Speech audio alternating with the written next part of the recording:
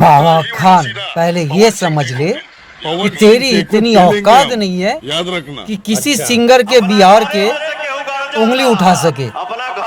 तेरी इतनी भी औकात नहीं है वसु नहीं है हम कि तू लोग। भोसरी के अकेले तू बिहार आ सके। जो डरपोर है ना और उनको तू भोसरी वाले तू बोलता है कि और मुझे मराठी तो डराने बोलो। की किसी कोशिश भी बिहारी नहीं ने करना। किसी महाराष्ट्रियन को समझा? बोला किसी के क्या बाप से भोजपुरी नहीं बोलने डरता के हूं मैं। लिए? जो तू भोसरी का तू बोल रहा है ये तेरा कि रॉब मराठी रुतबा बोलना पड़ेगा। हट किसी और को महाराष्ट्रियन दिखा। का समझ गया। या महाराष्ट्र किसी बाप का जागीर नहीं है जो कोई आए और ये बोले किसी भी कास्ट को कि तुम मराठी बोलोगे तो महाराष्ट्र में रह सकते हो।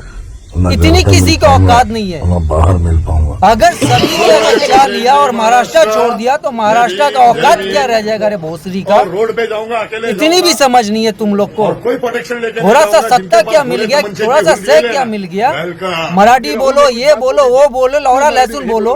तुम्हारी औकात नहीं है कि किसी एक बच्चे को पकड़कर जबरदस्ती महाराष्ट्र बोलवा दो। पहले की बात है। इसके लिए शांत बैठ जिस जगह पे है नाली के कीरे में। पतोहिया सटल रहे